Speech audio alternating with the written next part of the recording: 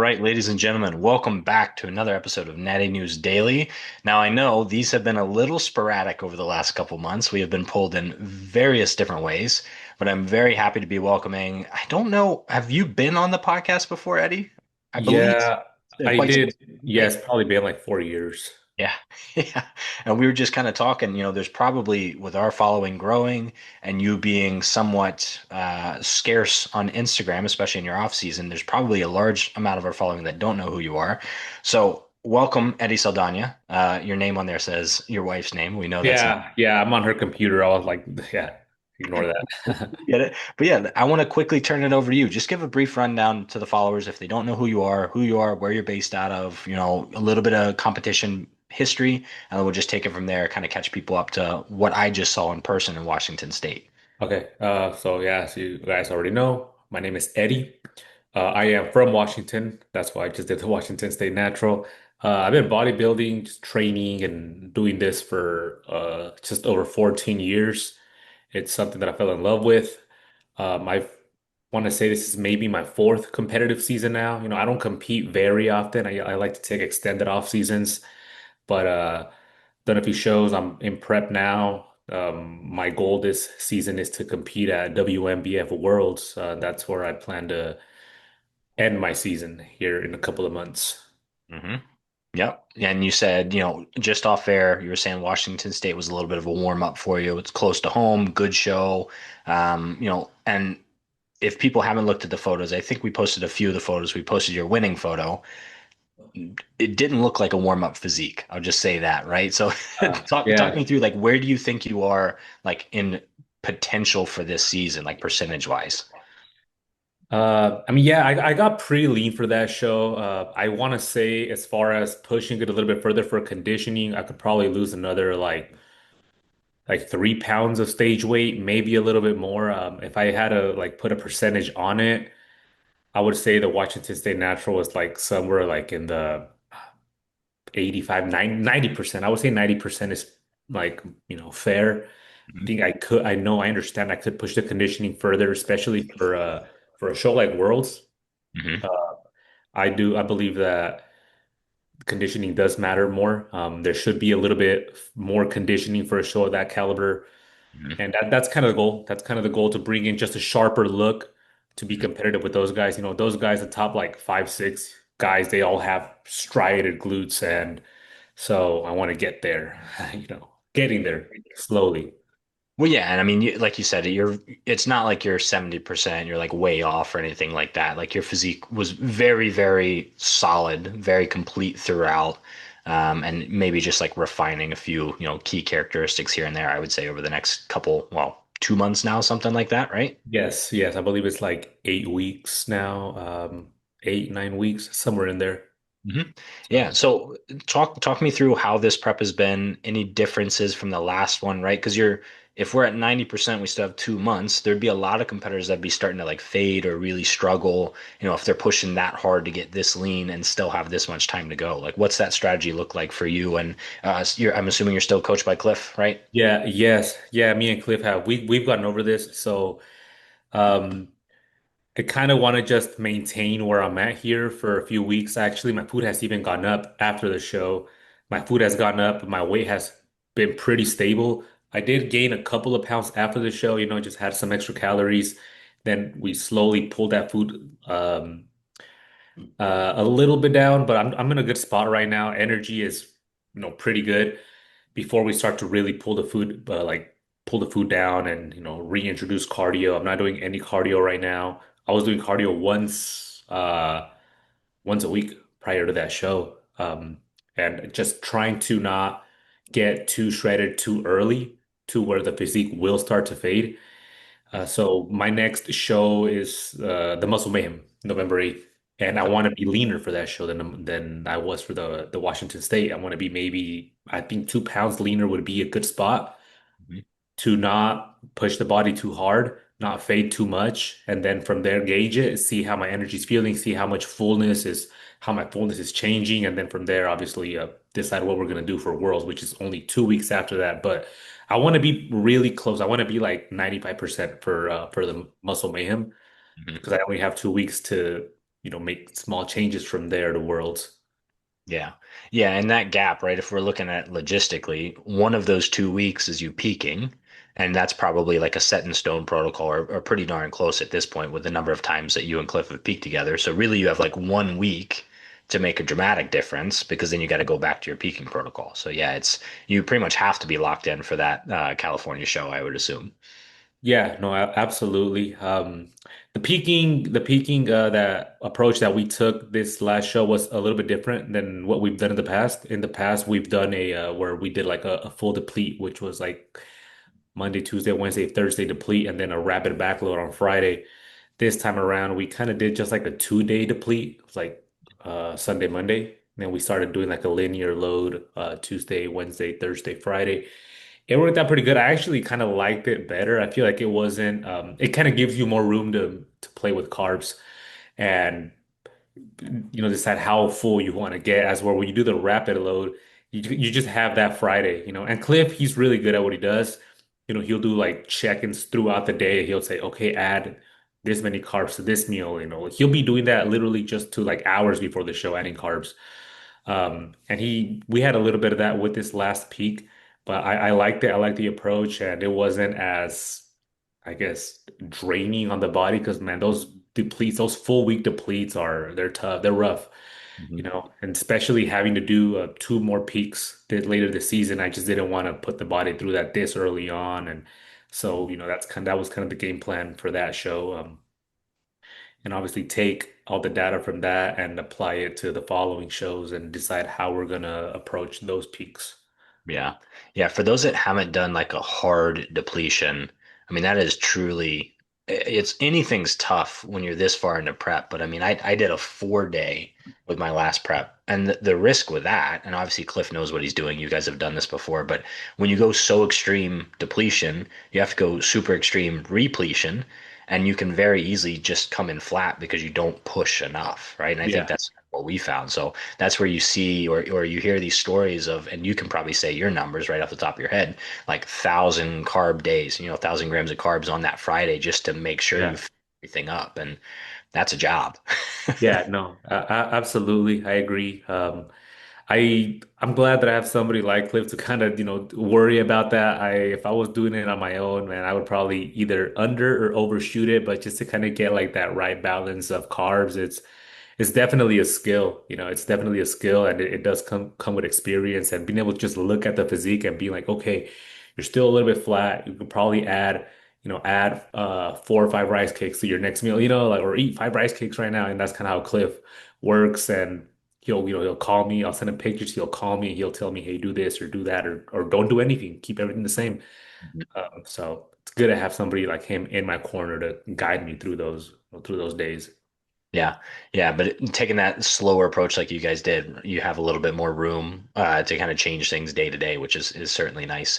How do you think that show in terms of peaking? You said it was easier on you, a little bit less stressful. Do you think you came in as full as you do with a rapid backload or maybe not as much? I mean, I feel like I came in pretty good. I felt pretty good prior to the show. I felt good like leading up to it, the morning of. I felt fine in the past when I did do the rapid backload. It would I would feel bloated, even though Mm, I didn't look like it. And Cliff told me this even before I started the load. He said, "You're probably gonna feel bloated, but it doesn't translate to how you look. It's just how you feel because you're not used to having that much food in your body." So I did that. That was the only thing about the rapid backload that was like the only pushback that I had was that I felt a little bit bloated. And obviously, like I said, you look at the pictures, I don't look bloated at all. It's you got to be able to separate how you look from how you feel. And with this approach that we did with the linear load, I felt good. I just felt like really good where I was. I'm not sure if we're gonna follow the same approach for the next shows. Again, I kind of just like Cliff decide. I'll give feedback on where I feel like it needs to be mentioned. If there's mhm. anything that I feel it's worth noting, like, hey, Cliff, you should probably know this, whatever. I try to have that good communication with him, but I kind of just this one I want to let him decide. But I did bring up, even prior to the show, prior to this for the Washington State, like maybe like a month. out, I did tell him that I was curious to at some point or another this prep try the a linear load because I did a linear load in 2018 when I competed and I was being coached by Jeff Nippert at the time. And I mean, I don't really remember how it went. I just followed what he said, but I remember it was a good look for me at the time as well. So I wanted to try it this prep, and I'm Mhm. pretty happy with the look and how it all worked out. Mhm.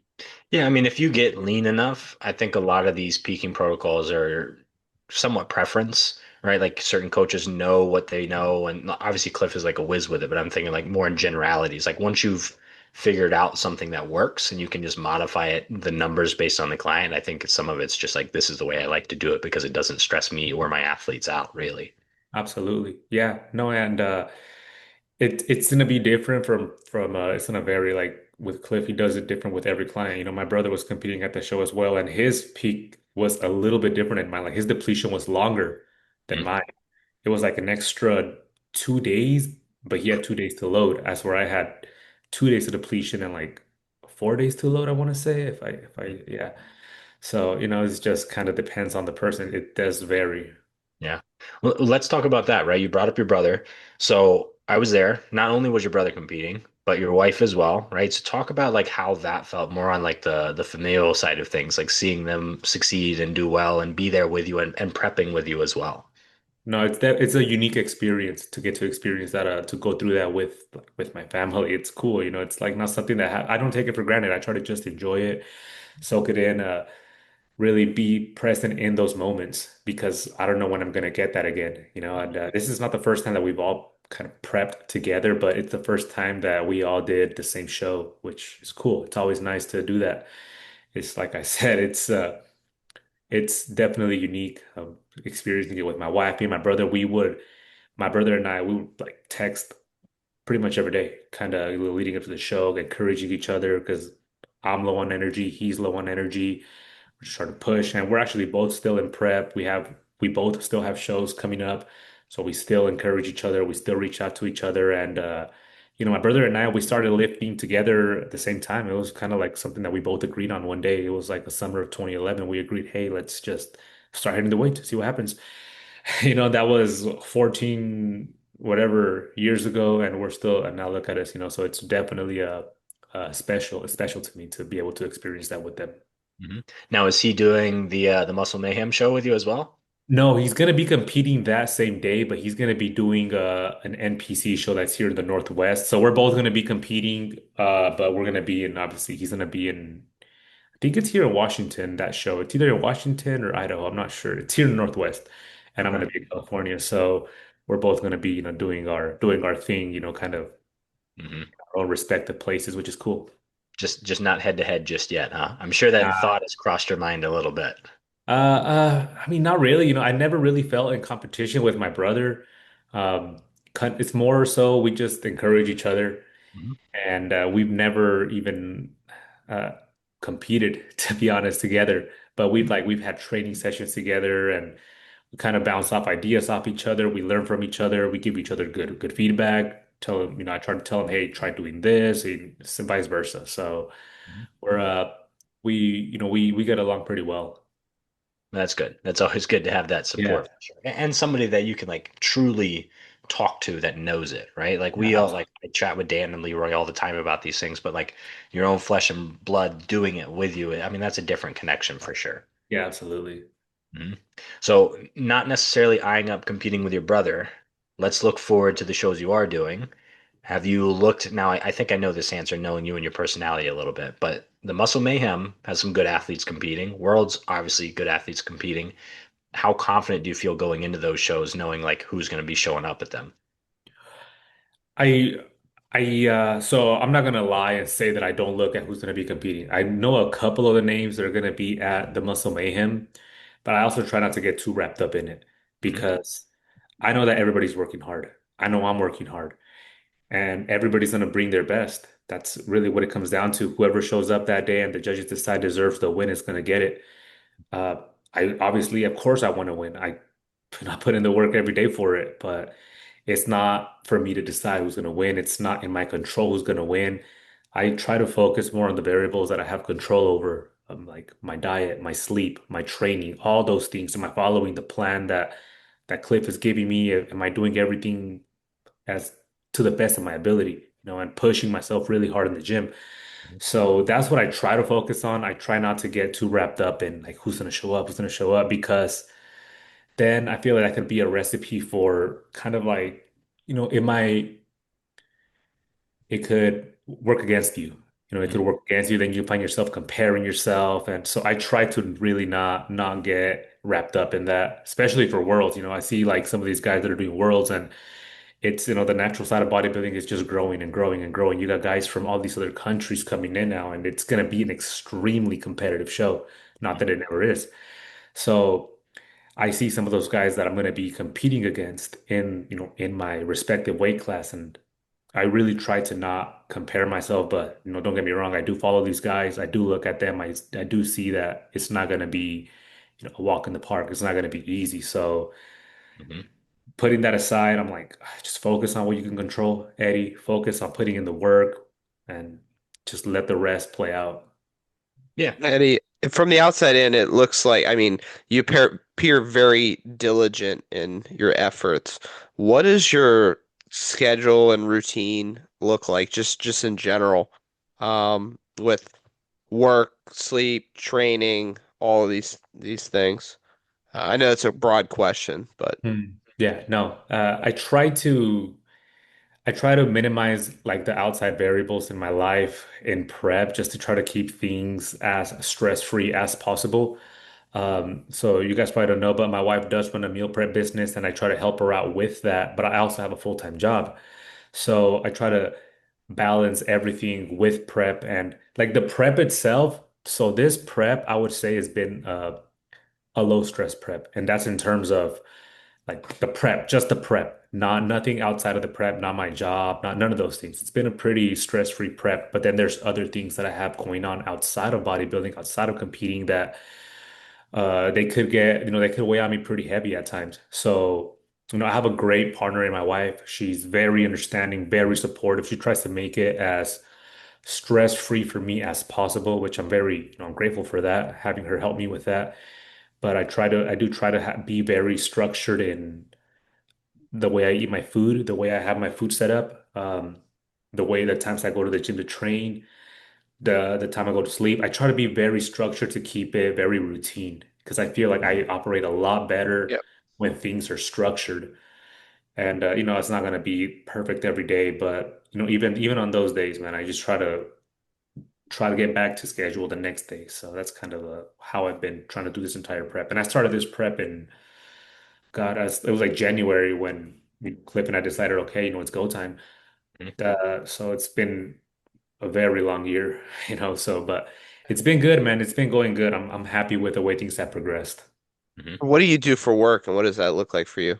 So I'm in Curious. sales. I work for this company that they sell food, beverages, and I'm a sales rep for that company. So I go around, I talk to customers, I sell product to them, talk to them about new products. We sell like like Celsius energy drinks. So we sell that stuff, Gatorade beverages. So they sell food, they sell all kind of stuff like that. But that's what I do. That's what I specialize in at work, just the sales department. Mhm. What's your is that a remote job, considered remote with travel, or what Yeah, is that? yeah. So basically, I get in my car, and I start my day, man. I just go around talking to customers. I have like a route with customers that I talk to. Go sell them. I write orders pretty much. I do all day. It's all I do all day is I write orders and go to the next account, talk to the next customer, new leads. And when I'm done, I come home.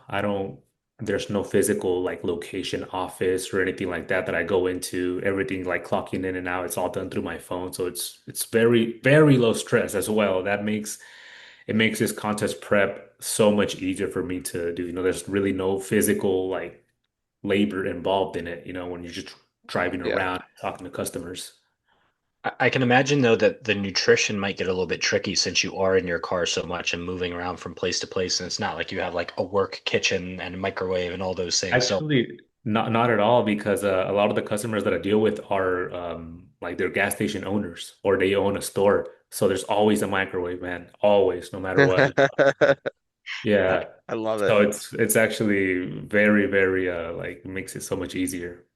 Okay. Any considerations or changes that you've had to put in place, like because of the work or anything like that? Like anything that, a younger lifter in the same kind of career field thinking about competing might want to think about. Like how exactly? Well, I'm just like, are there any things that you might, like, if you weren't out, change, right? Or things you have changed specifically because you are moving around, like if there's different foods that you pick because of other ones don't travel as well or anything like that, like tips and tricks. For me, the easiest thing that works is to eat. I don't need a meal plan. I have my macros that I follow, but I try to eat the same foods at the same time or close to the same time, like within the same, like I eat my lunch, for instance. I try to eat my lunch around 11 to 12 every day.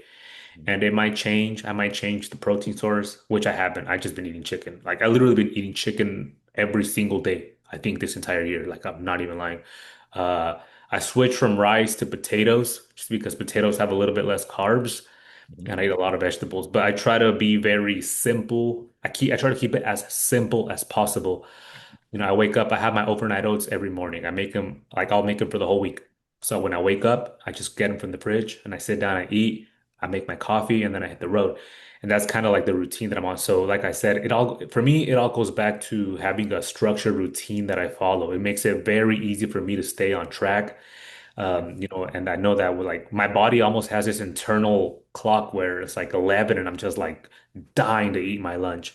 Mhm. So I'll eat my lunch and get home. I always get home and I'll eat like a snack, it's been rice cakes. So I'll do like rice cakes with a little bit of like PB Fit and protein powder. Make that like a pre-workout snack. And basically that's been the same routine that I've been eating on for I want to say maybe like 2 or 3 months now. That's worked out for me. So it's basically just finding a structure that you can abide by every day. And I'm very fortunate, as I said, that I have a job that allows me to be pretty flexible with time. I'm not like working like 12-hour days or working night shifts, which if you're somebody who is going through that and you just have to figure out a system that you could apply to your schedule that's going to work for you and try to adhere to that system. And if you have to make small changes, make those small changes. But in the grand scheme of things, trying to keep things as structured as you can.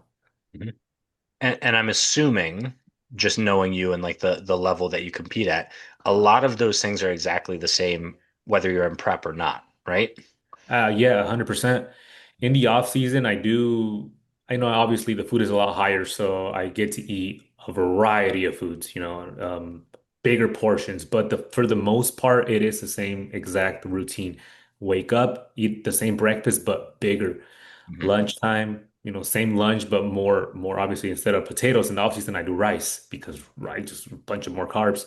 Mhm. And yeah, and obviously all the portions get bigger. And then something that I like to do in the off season that really has helped me, I guess, stay like on track as far as like with prep and everything. In the off season, I would give myself one free meal every weekend where I would go out and I would eat whatever it was that I wanted. Usually it was like Five Guys or something. And then I'd go and I'd have a dessert after that, like crumble cookie or whatever it is. And me and my wife would do that. Sometimes we would go and do like a dine-in restaurant, like something nice. But every weekend I would do that. We do that.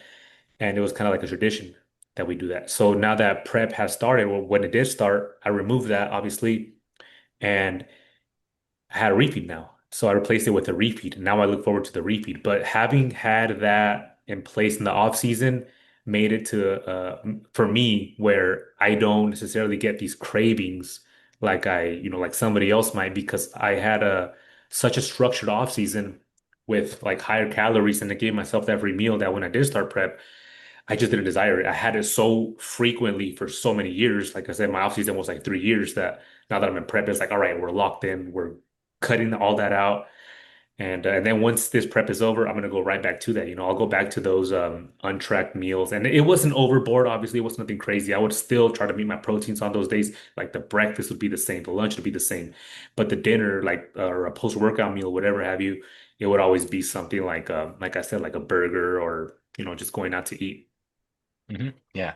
Yeah. And I try and teach clients something very similar for that reason. And, some of them will get scared and say like, oh, the scale's going to go up, all that. But when you do the math and break it down, like the extra calories that you're getting from that one meal, what, 400, 500, maybe 600 extra calories, if you're being somewhat responsible with Yeah. what you're doing. And, if the rest of your week is locked in because of these habits and this lifestyle that you've built, like you have, it's not going to matter in the grand scheme of things. Yeah, and I think that's the most important thing is the rest of the week has to be dialed in. Like the whole week. I mean, I still meet my macros. Like abide by my diet the whole entire week. So when that day would roll around, which was for me was a Saturday, I wouldn't feel guilt at all. I would actually feel like, all right, cool, I earned this. Now, if I was eating like crap every day of the week leading up to that, I just I wouldn't look how I look. I wouldn't feel how I feel about it, and I would probably have a different view of myself. Like, man, I'm just eating like look at the way I'm eating. But Mhm. obviously, like being strict, with I don't want to say too strict, but obviously because the food is higher, so you eat more. But being responsible Mhm. during the week makes me feel like, okay, I can do this on the weekend and be okay. And honestly, like you were saying, having those habits of meeting your meals and being pretty like on point with your diet the entire week is more important in the long run than having that one untracked meal at the end of the week. It's not gonna throw your entire progress off course because as you know there's those little actions during the week that compound over the years are more important than that one day a week where you give yourself the a free meal. Mhm. Yeah, and obviously you enjoy the free meal, but it's not to say that you like hate the food you're eating the rest of the week too. Like I'm sure you have learned, your wife has a meal prep company. We know how to. Absolutely not, man. I enjoy everything that I eat, every meal that I eat. Like I wake up, I can't, I don't even know how excited I wake up to eat my breakfast. Like I wake up excited to eat my breakfast because I think that's one of the most important things with this lifestyle is finding food that you actually look forward to eating that you enjoy. And then when it comes down to lunch, like I just want to eat my lunch. In the off season, it'll be like steak with, like I said, rice and other, put some sauces in there, just make it taste good and I enjoy it. Everything that I eat, I enjoy. I look forward to it. I love all my meals. There's literally nothing that I eat that I don't like. The only thing, one of the few foods that I don't like to eat, and I don't eat it for that reason, is egg whites. I just don't really enjoy egg whites. There's people that love egg whites. I don't like egg whites, so I don't eat them, And people probably think like you have to eat egg whites. You can if you want. I don't eat egg whites. I really just have a protein shake, so a lot of it does come down to choosing foods that you enjoy and preparing them in a way that you actually enjoy eating them. It tastes good. And that doesn't have to be complex either, right? Like just in the way, like you said, you eat chicken every day, right? The difference in how I used to cook chicken and how I eat it now, vastly different, right? Like just learn how to use a grill, learn how to Yeah, use some seasonings, and you can make yeah, it, get a meat thermometer so you don't overcook it, so it's not yeah. leather. No, simple. Absolutely, absolutely, yeah. And even like the way you slice it, the way you cut it, like I like to eat my chicken like in smaller pieces. It's easier to chew. It's not like a big like the whole. And there's people that will put the whole breast in their meal. Like I wouldn't be able to do that. I need to cut it. Hmm. Yeah. Yeah. And more often than not, when you see the people posting on social media, like complaining about like, oh, I gotta eat my chicken and rice, like it's like bland looking, no seasoning, no nothing Yeah, on it. You could tell it was like boiled chicken or something. It's like, yeah, of yeah, course you hate that. Like yeah. nobody enjoys eating that. Yeah, no, and there are people out there who do eat their food like I've seen it. People who like intentionally make their food that way, and I don't know if it's for because they actually enjoy it, they just don't care, or maybe it gives them a sense of like feeling more hardcore to do it that way. Whatever. It's whatever works for you, man. If that's what works for you, by all means. Yeah, that's probably what it is, that last one for the social Yeah, media cred. Like, oh, I'm harder than you. I'm suffering more, yeah, right? yeah. I guess so. I guess you are. No, I like They're it. not And eating it on a wooden cutting board yet, though. right, right, yeah, yeah. It's got Yeah, to be yeah, the wooden cutting board, glass Tupperware, all that fun stuff, right? yeah, Um, exactly. what I'm picking up on and what Dan and I have kind of realized, the more interviews we do with highly successful bodybuilders, there's a lot of trends that kind of are uniform across, the platform. And it's the same things you've talked about. You enjoy the food you're eating. You're very consistent with the food you're eating. You don't restrict yourself, unnecessarily just to make things harder, right? And your day to day is very much locked in the same prep or off season, because then you have the habits, and we rely on habits more than anything, right? The people that like they jump into prep and it's all of a sudden their world has changed. Those are the ones that come out of it and like, oh, bodybuilding destroyed my life, or I have a bad relationship with food and all these things. And maybe they have to go through that to like learn that and fix these things, right? Because I'm sure what you're doing now isn't what you did when you first started competing. I know like I'm dramatically different than where I first started. But it's just interesting to see those people that come out of bodybuilding with like a bad connotation versus people like us that like love it and love the process of it as much as we love the competing of it. No, absolutely. It's like the whole, oh, make it a lifestyle. I mean, it's very true. It really is. It's probably the most like truest thing that I can say about it is it's really a lifestyle. Like I wake up and my whole entire day revolves around like oh, my next meal, my breakfast, my training. What time am I gonna go to the gym today? What am I training? Like numbers and all that. That's really my life. And I enjoy it. I really do. Like I like it. I don't know what I would do if I wasn't living like that. I would go crazy if you took this away from me, like I need it. I'm so in tune with it. Mhm. And I've been doing it for so long now that like it's become I mean, I think for me, bodybuilding is easy. I really think it's easy. It's going to the gym. I look forward to going to the gym. Like, I love going to the gym. It's the highlight of my day every single day. And it probably will be for the next, like 20, 30, 40 years. I don't know. I love training.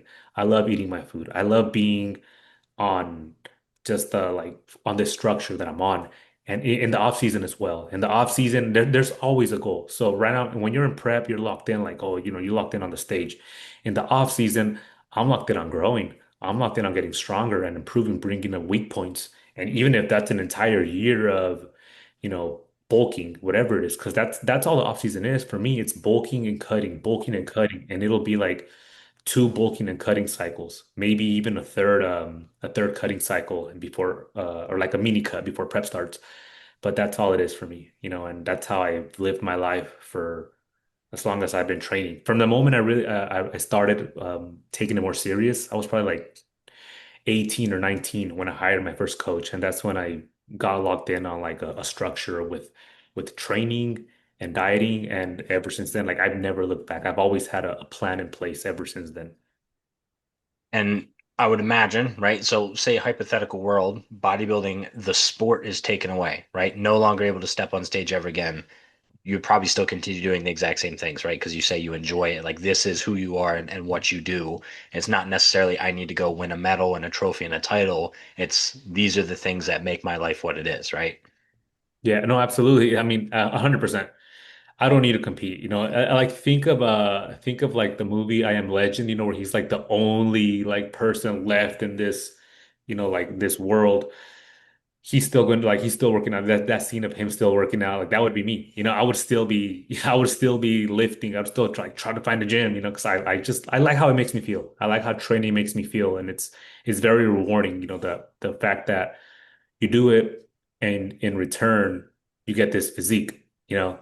So, but even if I didn't get the physique, even if you told me, hey, over the course of the next 10 years, you're only going to put on like 3 pounds of muscle. Oh shit, guess I'm going to work my ass off to put on those 3 pounds of muscle. So, that's how I feel about it. I love training. I love it. So it's just a big part of my life. Yeah. No, I love that. And I appreciate hearing that kind of mindset from a lot of people. And I'm hoping that the more of like, especially our younger viewers, the guys just getting into bodybuilding, that they hear these things and can start to like adopt that mindset themselves with time, because I think that's what leads to this success, right? You have to be able to do this for a long enough time to get the physique like you have, right? Like you said, you've been doing it 14 years of lifting, 14 years of pretty rock solid diligence. This didn't just happen overnight for you. I'm sure your physique was great back then, right? But when people see you and say, like, how do I get there?